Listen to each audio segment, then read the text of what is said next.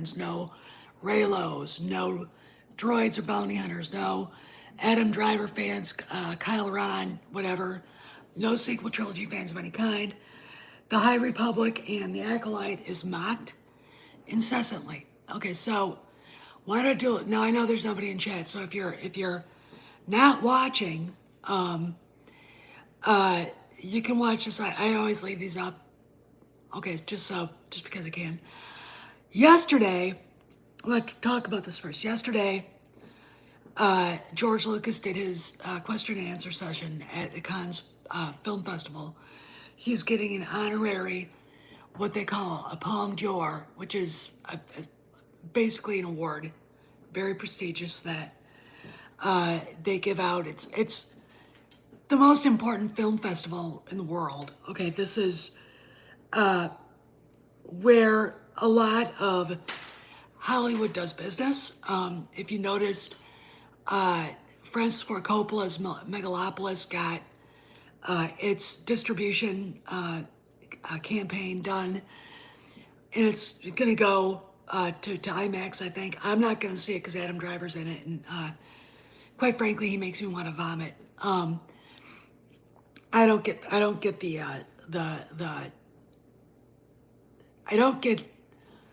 the energy around that guy. There's not. I mean, between him and Barry Kagan, is it just me or have guys in Hollywood just gotten really fucking weird looking? Glenn Powell, fine, all right. And there are a couple other ones, but I mean, you know, Miles Teller is a pretty decent looking guy. Hey, Cross.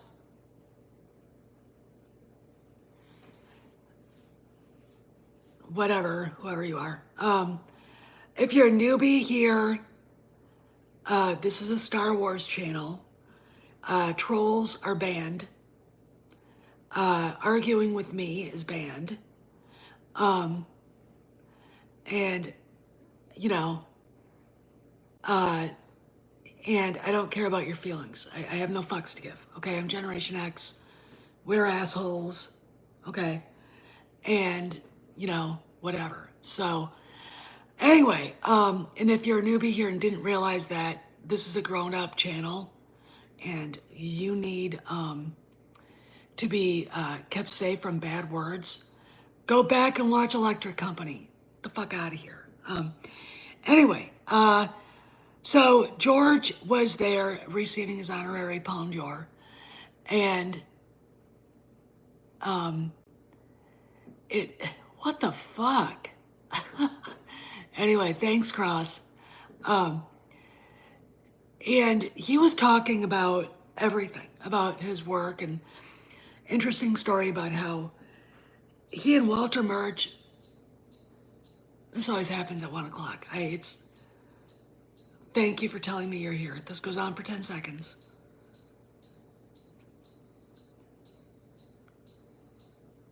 There. And he had a story about Walter Murch and him. His first movie was premiered at Cannes. It's the, was it THX 137? That's it, or 138. And the studio wouldn't give them money to go to the south of France to the premiere. So they somehow scraped together, and Walter Murch is one of the most respected film editors in Hollywood. All right. He grew up in the generation with Lucas, Spielberg, Milius, De Palma, Scorsese. All right. So they get there and they're not allowed in to the film premiere of this movie that George made, Murch edited. So what happens is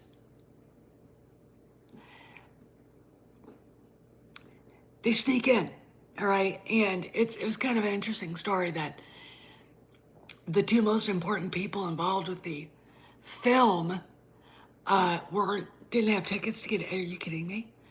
So anyway,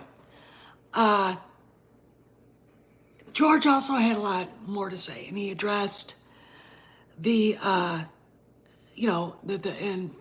Variety.com when they were talking to George about everything. And one of the first articles was Lucas is talking about the critics as saying that they're all white men in the first 6 films.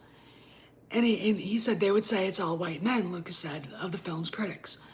And the film's critics are the ones that like the sequel trilogy now.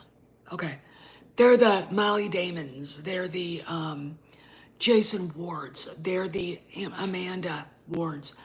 They're the Renfamises. They are the Gail Simones. Okay, they are the quintessential wet pee-pee stained blanket SJW trash human. Okay, you know, who spew toxic woke shit everywhere. So, you know, he says they would say it's all white men. Lucas said of the film's critics.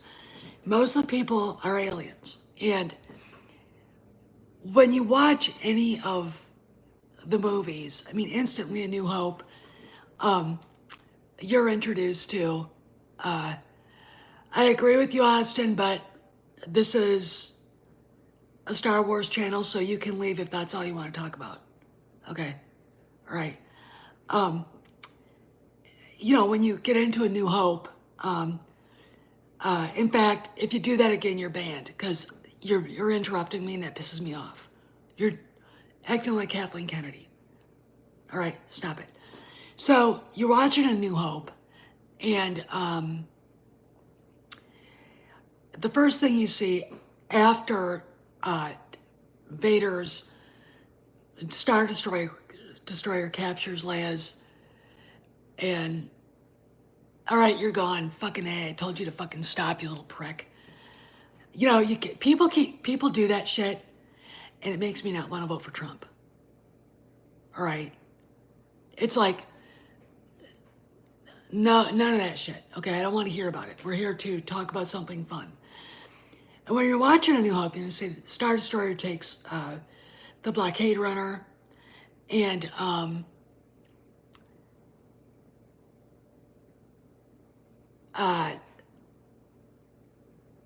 you go down to the planet of Tatooine.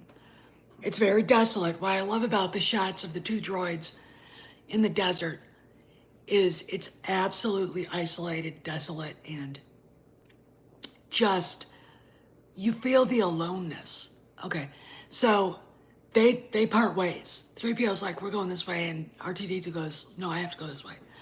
So R2-D2's going down a canyon, and the first thing you see on Tatooine is not a human, but Jawas. Okay. Then, later, you meet Luke and his family. The droids show up with the Jawas. Then, R2-D2 goes missing again. Luke goes out to get him, and what do you see next? Tusken Raiders. Already off the bat, you have different alien races. Okay, so it's not... What George did was create places that we would recognize, like deserts, ice planets, things like that.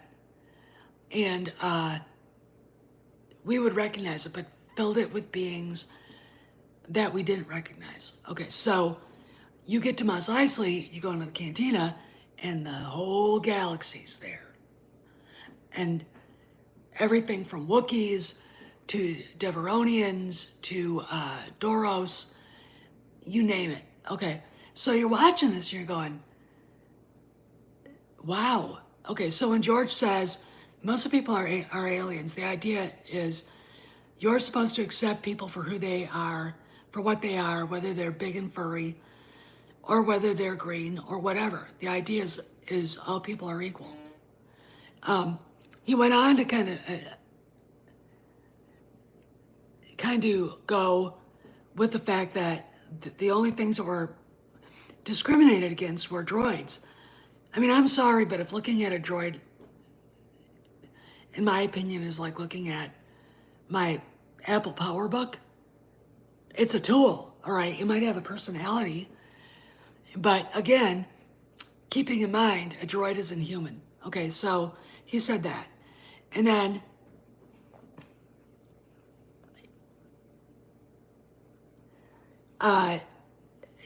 talked about race. There were Tunisians in A New Hope.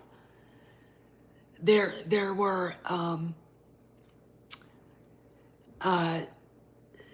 there were different people, okay?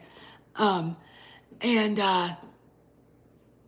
yeah, Peter's right. But, when people are saying this stuff, and I'm looking at the prequels, then, you got Jimmy Smits, he's Latino. You got Samuel L. Jackson, he's black.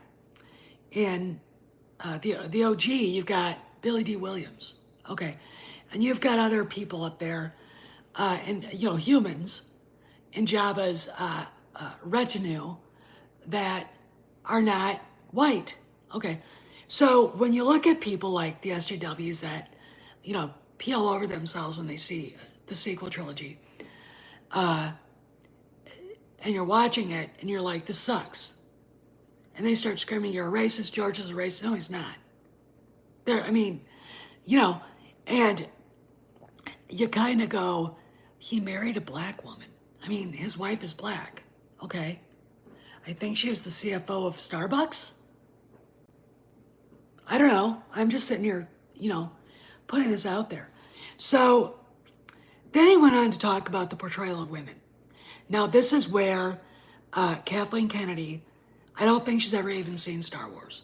All right, she's never seen the prequel trilogy. You've got Leslie Headland attacking George Lucas viciously. You've seen, I've got the video. Basically saying he wasn't smart enough to hire Ralph McQuarrie. And it's like, bitch, he's the one that hired Ralph McQuarrie. What the fuck are you smoking, you psychopath? And you suddenly realize these people didn't watch Star Wars. Okay, George says this, the depiction of women in Star Wars. Who do you think the heroes are in these stories? What do you think Princess Leia was? She was, head of the rebellion. She's the one that's taking this young kid who doesn't know anything and this boisterous, I know everything guy and trying to save the rebellion with these clowns. And, it's basically the same thing with Queen Amidala, Padme. Okay. He went on to say, you can't just put a woman in a pair of pants and expect her to be a hero. It's like, he's right. A pair of pants doesn't make a woman. Purple hair doesn't make a woman. Standing there in a mechanic's overall looking like a lumpy potato sack with your hair looking like it was attacked by a rabid weed whipper doesn't make you a woman. Okay. It's not about, he said that it's their brains and their ability to think and plan and be logistical. And that's what a hero is. It's more than that. I would look at George and say, what makes these women who they are is their feminine. Yeah, I mean, that's a slam dunk right there. They thought as women thought. They didn't think as men do. All right, they didn't, I'm a fan of the original Sex and the City. I thought it was hysterical. If you were Generation X, you were growing up and you're single in the late 80s and 90s, it was basically a lot of the shit that happened was a lot of stuff that happened to us. And when you're, the opening, the pilot episode, they're all sitting around doing a birthday. I think it was Samantha's birthday, or it was the idiot Miranda's. I hate Miranda. She's the only character I would have just said, the fuck out of my face, you psychopath. But Samantha says, just, get rid of all this stuff and fuck like a man, have sex like a man. And when these girls do that, when she does that, it catches up with her. All right, it catches up with her with, the hotelier, whose name I can't think of. And then Smith, the young actor. She falls in love with both these guys. All right. And you know, women are not the same as men. And George is saying that in his own way. All right. Leia's not like Han. Leia's not like Luke. Leia is their equal. In fact, I mean, Mark Hamill himself said in the OG, Leia had a bigger kill count than Luke or Han did. Okay, it's like, you know, okay, and it's true. I mean, she was in the situations where she had to be. Okay, she had to. And then of course there's Padme, and Padme, I think Natalie Portman, she had to go. Her road for Padme Amidala was different from Leia's. Leia was not necessarily finding her heroism. Her road was heroic in a different way. It was, in my opinion, heroic womanhood. Okay, Padme is a tragic figure. All right, she's a strong woman. She can fight, you know, shoulder to shoulder with Anakin, but yet she becomes vulnerable and heartbroken at what's going on with Anakin in Revenge of the Sith. Okay, so her road was different. Okay, but they're both, in my opinion, heroic at the beginning. Okay, Leia is the one that's taken the Death Star plans to Obi-Wan Kenobi so they can go back to probably Yavin 4 and plan how they're going to get rid of the Death Star. Okay. Yeah, and that's and Peter's right. And so Leia, taking on that burden, is already a hero. Padme is already heroic because she's the queen of Alderaan. Then she becomes a senator. Okay, so she's a politician. She's a stateswoman. Okay, and at a very young age, and that in and of itself gives her a certain heroism, because how many girls at the age of 14 could do that? At the age of 12 could do that? None. I know Zippo, none. Okay, so George basically called them out about, about that, and it was a direct attack on Kathleen Kennedy and Ray. It's also kind of a direct attack on Kathleen Kennedy and Helena Shaw. All right, so then you've got, he basically said, I was the one who really knew what Star Wars was, who actually knew this world, because there's a lot to it. The Force, for example, nobody understood the Force. When they started other ones after I sold the company, a lot of the ideas that were in the original sort of got lost. But that's the way it is. You give up, you give it up. Now, he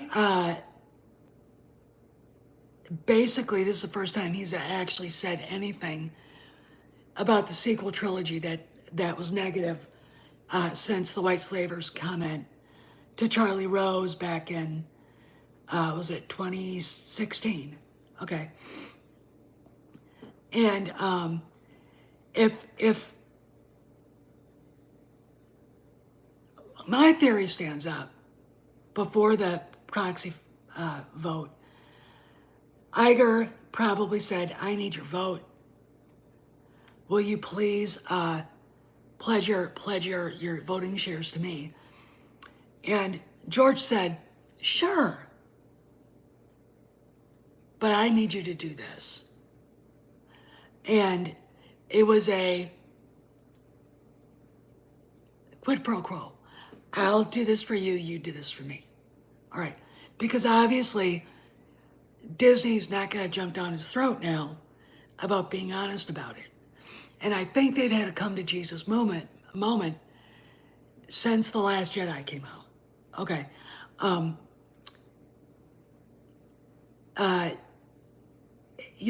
If and this is if, back on April 28th, the rumors were rampant that George would come back to Lucasfilm. Conrad did a Patreon on it, and I gotta say that the comments that George made here, to me, suggest there's a shift, like Peter said, to George's side. Okay. The way Kennedy has been acted at the Dodger Blue, or at Dodger Stadium when she was interviewed by Dodger Blue, the fact that they interviewed George the day that The Acolyte was premiered in Hollywood to rave reviews from the critics, which is a guarantee the audience will hate it. Okay, except for the wokesters. Okay. And you know the audience is gonna hate it. Just, look at the comments on the trailers. Okay, it's, but the shills, the Molly Damons from Star Wars Explained, the Renfamuses, the Gail Simones, the Amanda Wards, all the disgusting females who were never Star Wars fans until, it was cool to be one in their opinion, will like it because they're not worried about story. They're worried about representation. Okay, and it's like, that's not telling a story. It's not. If you want a space opera like that, make one yourself. George is an inspiring figure, do what George did. Don't piss in George's cornflakes, okay? They're not Star Wars fans. They're political activists. Dare I go back and show you guys, let me find it. Leslie Headland's absolutely horrible comments about George Lucas. It's one of those things where you watch it and it's infuriating because she doesn't know what she's talking about. And this is from 2019, but from what I could see, she probably still agrees with it. Okay, it's a minute long, but I'll play it for you. Turn this up. There. This is like what we understand to be Star Wars, like the idea that that only came from George Lucas, that only George Lucas holds the key for what we understand to be Star Wars is just untrue. And I think the prequels are an excellent example of that. The idea that when you're hiring a director, that everyone is sitting in there waiting for George Lucas and not for the person who's going to know to hire Ralph McQuarrie, that's the problem. That's the misogyny and the problem with the auteur myth as it stands today, because they're not thinking this is the person that will hire the right people and this is the person that will be able to create the lookbooks and direct people to get them to that place. They're just thinking, do you have all the answers? And the truth is that nobody does, and anybody that says they do is lying.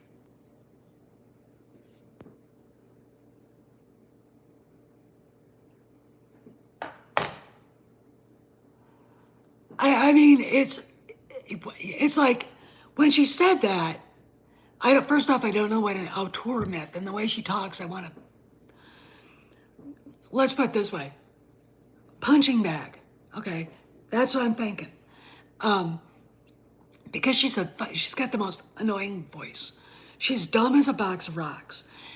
The fact that Kathleen Kennedy allowed this dumb ass to show up and go anywhere near Star Wars grosses me out. It's like, and now she's got the Acolyte. And perfectly well it's going to, she's even said it's going to upset the way George wrote Star Wars. And it's like, then it's going to fail because the fans aren't going to like it. You dumb bitch. Okay, and that's what she is. She's Conrad likes to say when he sees that, she's spewing out Hollywood cocktail party lingo. the know-it-alls in Hollywood that aren't independent filmmakers. They don't know really how to go it alone. They're part of the studio system. They sit there and shit all over the prequels, all right? And it's just, you know, they shit all over the prequels, and because they don't know, hey Mike, how you doing? They don't know what the fuck they're talking about. All right. They didn't understand what they were looking at. I mean, it's like, you think of the reaction to the prequels from the media, like red letter media and stuff like that. And, you know, this whole George Lucas ruined my childhood. Well,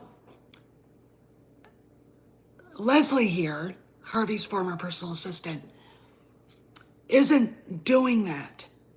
She's spewing anti-Lucas cocktail party bullshit because Hollywood doesn't like George. Because unlike Leslie, Hollywood's an independent film, or George is an independent filmmaker. And she is not.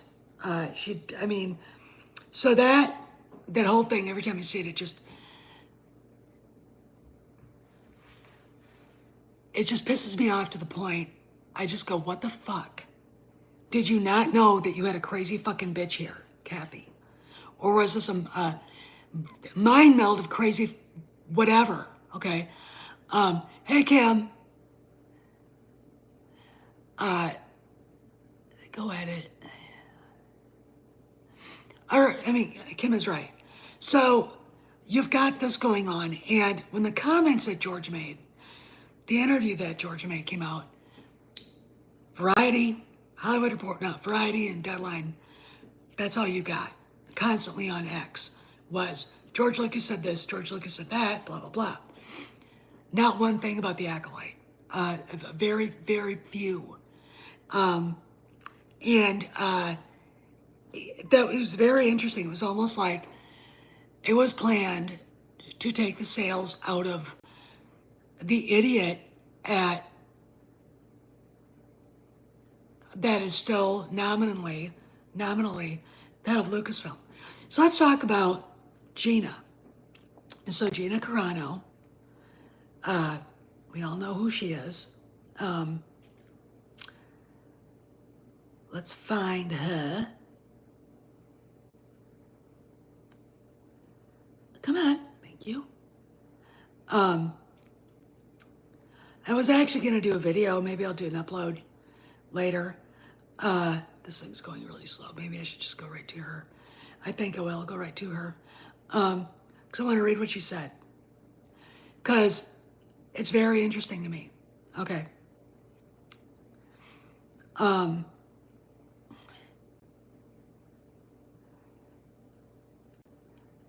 She basically said 4 hours ago, beep, bop, boop. Comes full circle. I'm batting 1,000 now. In all seriousness, respect to George Lucas. He's a man who has spoken wisdom and created art that changed the game. Legend. Now, that might not say a lot, but when you think about her comments at fan conventions in Philadelphia and everything, about she'd return to Star Wars. She doesn't have any animosity to Disney. And then she says that, and she says she's batting 1,000. Tells me a lot. When you see back and forths between her lawyers and Disney's lawyers, one wants the case to be dropped, it violates free speech, blah, blah, blah, and she's like, no, it doesn't, la, la, la, blase, blase. There's negotiations going on because Bob Iger needs a home run. Lucasfilm needs a home run. They need her back in. So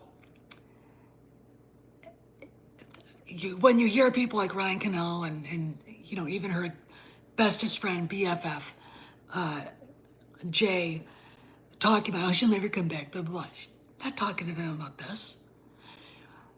If I talked to her every day and we were buddies, she would never tell me anything about the lawsuit because her lawyers told her not to.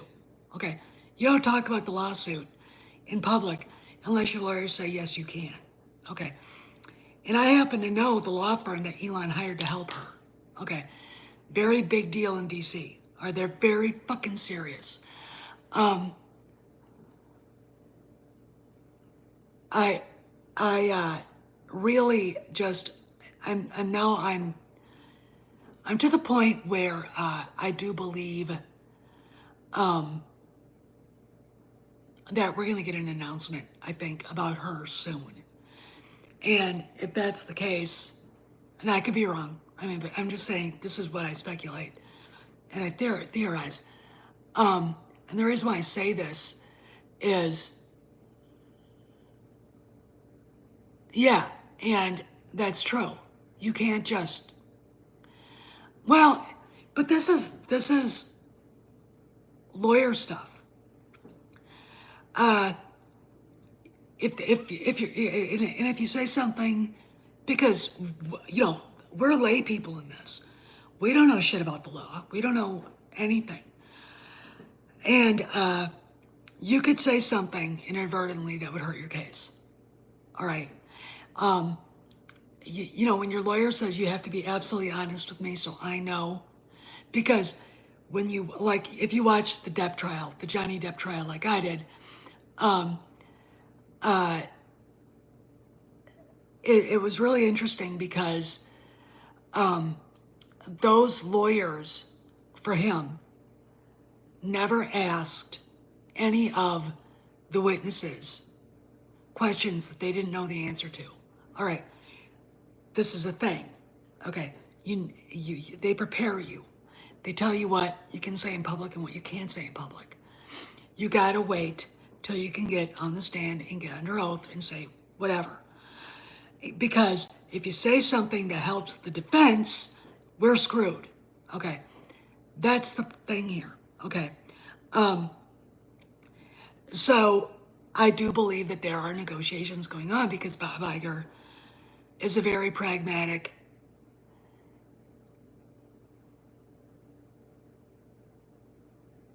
yeah, I mean, yeah. And, or if she speaks out of turn, something that can be twisted, like you said this at that fan convention on April 28th, blah, blah, blah, did you say this? And she asked you by law, or she'll perjure herself, say, yes, I did. And if it upends the case, there's no case. They get fucked.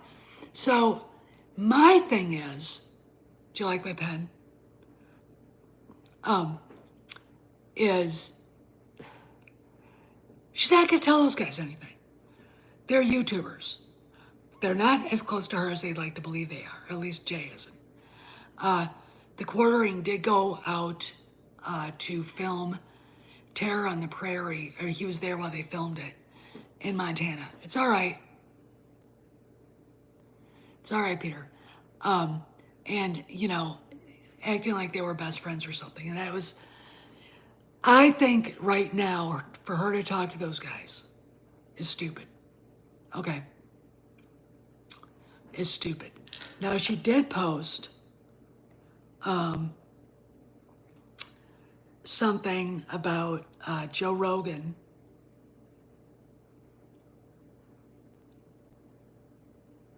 All right, I don't know what they're not.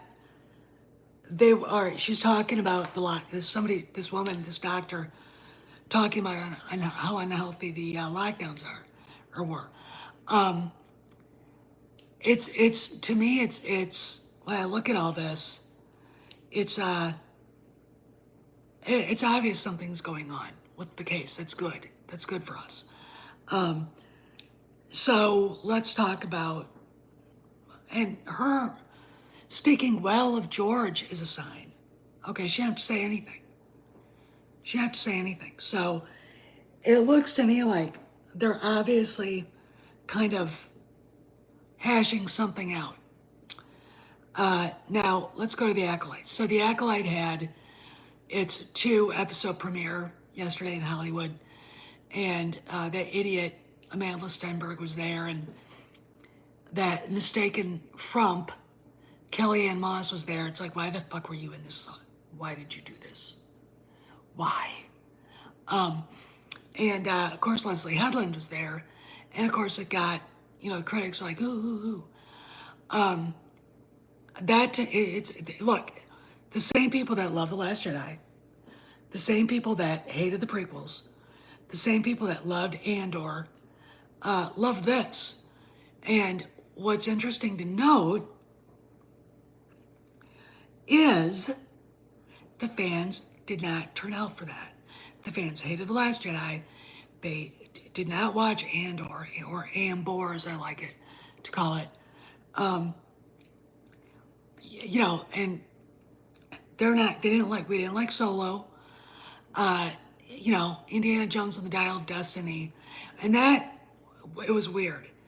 That movie, for some reason, got shit on. But the critics loved The Last Jedi, which was catastrophically awful. Okay. Don't care it made 1.3 billion. Don't care. It was supposed to make 2.3 billion.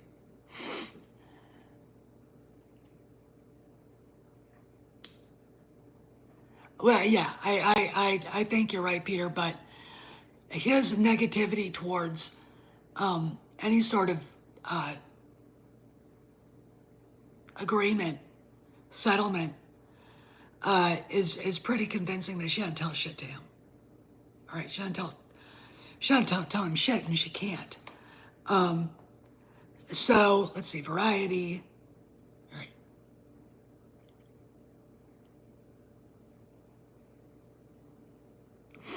right. So anyway, the Acolyte did this, and you get people screaming at you like I did, because when I see somebody waxing rhapsodic about this stupidity, I'll post pictures of Leslie Headland and Harvey Weinstein. They get pissed off. It's like, but she was his enabler for 6 years. She let him rape and abuse girls all the fucking time. All right? Didn't say a word. Why? Because he was going to help her career, by God. So she didn't give a shit as long as she got hers. That pisses me off. She has the balls to say George Lucas was a misogynist. And she worked for Harvey Weinstein as his Mr. Weinstein is up in his hotel suite. He will see you now. Or walking them up there, and a pig is in his robe. It's like, Leslie, I don't like hypocrites. I don't like the fact women like you get opportunities that much better writers and storytellers don't get, because you're a hypocrite.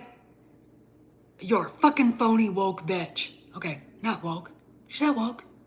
She's doing this to make her name out there. What she said about George, she's not a Star Wars fan. She doesn't know the history. When I heard her say he basically implied he didn't hire Ralph McQuarrie. And that implies he didn't, direct, that he didn't direct A New Hope. What? That tells me she doesn't know shit. She's a hypocrite. Her hands are as dirty in all this as Harvey's is. Why the fuck is she there? And why the fuck does she think she can talk for women? All right, no, because she victimized women every goddamn much as Harvey did. All right, that pisses me off. The fact that she's never answered for it.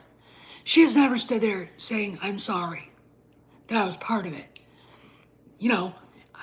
I wouldn't doubt she got his sloppy seconds. I wouldn't doubt it. You know, it's like these trans rights assholes screaming at J.K. Rowling. You know, these people insist that, men who dress up like women, not because they think they're women, it's a fetish. And yes, it is, John. Screaming at her that she's transphobic. And it's like, so a guy who's not, doesn't have gender dysmorphia, he just likes the fetish, and he wants to go into women's spaces, is allowed to if he tells everybody he's a woman. But then he can victimize young girls. He can victimize the girls in the locker rooms. I mean, look at sports. Look at sports. These assholes are mediocre to bad male athletes, and they're going into women's sports and winning. Why? Because they can't beat the boys, their own fellows. And it's like, this is why we can't have nice things. Okay, so they're telling J.K. Rowling, these guys who are rapists, by the way, can go into rape shelters and be allowed in if they say they were raped. And other safe spaces for women in those situations. All right. And it's like, no, they can't. They can't. And, Leslie Headland is one of those people. All right, she's not, I have the court documents for Gina's lawsuit. She is not named in it, but the implication, and it's pretty obvious that, you guys remember the GoFundMe account that was set up that Gina said, sure, I'll give money to it, and it ended up being an anti-Gina Carano account. There are indications that Leslie Headland was the one that started it. Okay. So she's one of these angry and ugly, ugly bitch mean girls. I mean, she is. God. It's like,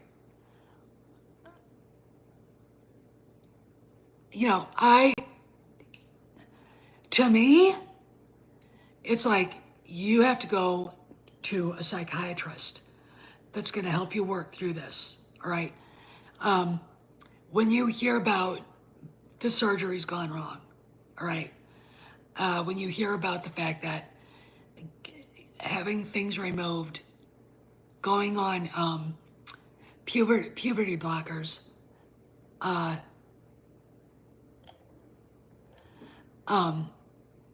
going on puberty blockers, doesn't help. It leads to other problems. And, the trans community, after the transition, that's just you're mutilating your body, suicide is at a much higher thing because it doesn't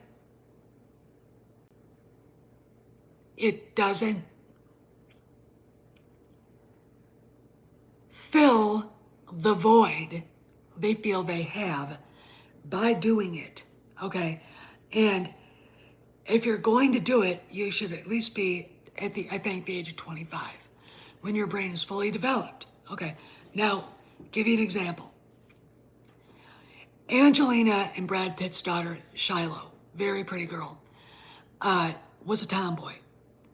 And it's been like in the last year or so, she suddenly grew up and now she's a beautiful young girl. She's a beautiful girl. The fact is, most girls who are tomboys grow out of it. All right, I did. I played in the mud. I rode horses. I shot guns. I went fishing. I didn't have Barbies until now. I collect holiday Christmas Barbies from Hallmark. It's just one of those days when you're, 14, 15, 16 years old, and you look in the mirror and suddenly see a beautiful girl. All right. That's what happens. Okay. And there's nothing wrong with the girl, 99% of the women that grew up just, I mean, not doing whatever, grow out of it. Like, you know, I did. Okay. And when you've got teachers and you've got, you know, psychiatrists and stuff who look at an 8-year-old girl who's playing football, you know, throwing the football around with her brothers, and say she's really a boy, and then they try to convince her that she is. That is bullshit. Okay, that is absolute fucking bullshit. Okay, she's playing catch with her brothers. Okay, and they're putting that girl into a world where she's going to be, you know, in her 20s and realize her life has been ruined, probably shortened. She'll never be able to carry children, you know. And look at all the detransitioners coming out. They didn't want it.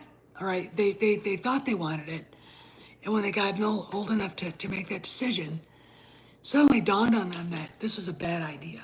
Okay, and that's all right. People like Leslie Headland don't understand that. Okay, they do not understand that, and see, and I feel bad about that, Peter. It's to me, all of this activism on her part is bullshit. She's never been a victim. She's never been a person who was looked down on. I mean, when you look at the way that she attacks George Lucas, she, you know, obviously was probably part of the anti-Gina Carano campaign. She was a mean girl in high school, and she still is. I mean, the internet has created a generation of millennials and now Zoomers who have not reached puberty in the way they behave. Okay, and Lucasfilm, Kathleen Kennedy hired 90% of them. All right, and this is what, you know, we're dealing with. So watching George's statements about Lucasfilm and what happened there, the criticisms of, I mean, this fucking cunt, Leslie Headland, saying he's a misogynist, and attacking him for I mean, and I know what it is. Think about Leslie Headland. Think about Carrie Fisher in 1982. Think about the bikini. Okay. And then think about how bad it makes Leslie Headland, the insipid blue hair land whale, Renfamous, you know, Molly Damon, Gail Simone, and all the rest of these vicious, I mean, Claudia Gray, Justina Ireland, and the rest of the shit of garbage feel about themselves. Because I mean, would you want to see any of them in the gold bikini? Would you? No. I mean, and they know it. I mean, when in 1983, when I saw Return of the Jedi, I was already on my way to being pretty anorexic, but I didn't look like that yet. I mean, I hadn't, you know, sprouted up and got rid of the baby fat, because little girls have baby fat. All right, that's why when you see a girl at the age of 10, if she is not already on the way to being a teenager, early growth, you know, adolescent growth spurt, she's gonna have baby fat. And I was a late bloomer. All right, but I didn't hate Carrie. I didn't hate the thing. I didn't look at George and say, "How dare you, man, put her in that." Carrie didn't feel that way. I mean, Carrie, you know, I think had a hard time later in life because of her weight. She didn't take care of herself. And she didn't take care of herself when they were making Return of the Jedi. She was, snorting, coke and doing heroin and shit. But I know she looked at herself and said, damn, I was hot. Those pictures of her, right, took over from Farrah Fawcett, from Cheryl Teagues, from all, I mean, you know, uh, all those women, okay? And, Janice Dickinson and Christy Brinkley and all the big supermodels that were coming out. I mean, for a time, Carrie Fisher was the it girl, okay? And my favorite thing is, when I hear these cunts talk about, Han Solo and blah, blah, blah, and the way that he's been written about by, the bitches like Claudia Gray and that cow that wrote that story about Han and Leia getting married and then taking that now defunct out of long gone Star Cruiser, the hotel spaceship to wherever for their honeymoon. What a stupid fucking marketing idea. Harrison Ford said when he saw her in it, she's supposed to be a princess. What the hell is she doing? Why the hell is she wearing that? That tells me that he didn't see Carol like that. I mean, it was, in his opinion, degrading, and it was supposed to be, but not in the way the bitches say it is. What was going on there? The outfit is an extension of Jabba the Hutt's power. Okay, he has taken the Princess of Alderaan, one of the leaders of the rebellion, and turned her into a slave. Okay, and that is what that looked like. And in that respect, it does degrade the character. Okay, she looked great in it, but that wasn't Harrison's point. Okay, and it also reflects, I think, his idea of how Han felt about Leia. Again, when you go, yes, it was. Peter's right. When you look at the end of A New Hope, the medal ceremony, and the guys turn around to face the crew, the pilots and crews, and all the guys that took part in the Battle of Yavin, Leia's standing above them. All right. When women like the ones I've listed bitch about being put on a pedestal, yeah, because you won't be, because you don't deserve it. All right? Because you don't know how to act like a lady. You don't know how to be a woman. You're afraid to. I mean, most of these women, by virtue of what they look like, they perceive themselves as, okay?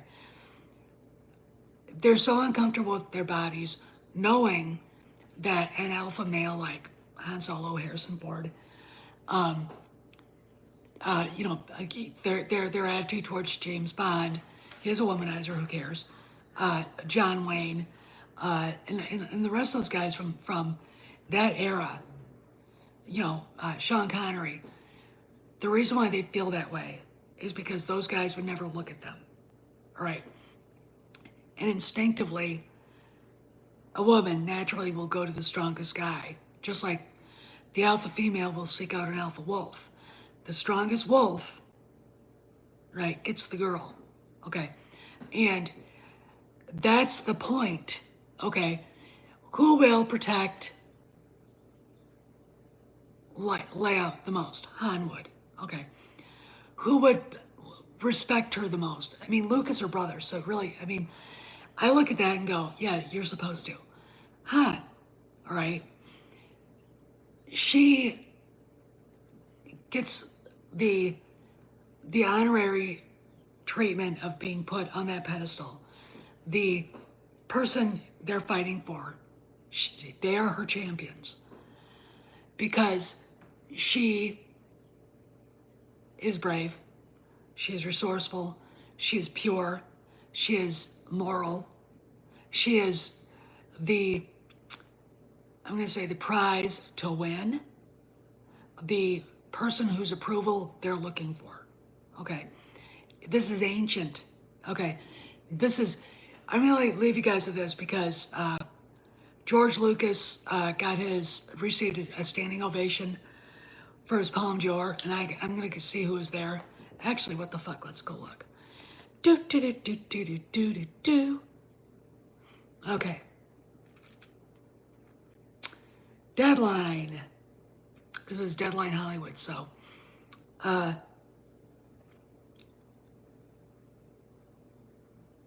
right. Okay. Standing ovation as George Lucas receives his honorary Palme d'Or.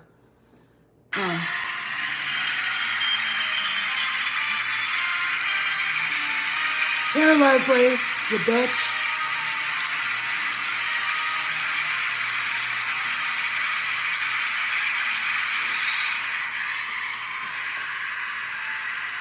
I'm gonna turn this down.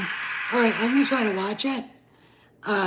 Francis Ford Coppola is gonna give it to him, and this is gonna be great. Okay, so I'm gonna rock. Okay, so you guys have a good. Yeah, and Peter's right there too. So I'm gonna watch this. I gotta get ready to go to church right now. You guys have a good afternoon, and I'll see you guys around the galaxy. You too, Wintrell. Bye, Steve. Bye, Lone. A good day, Steve. You're a newbie here. If you're here to troll, you can leave now.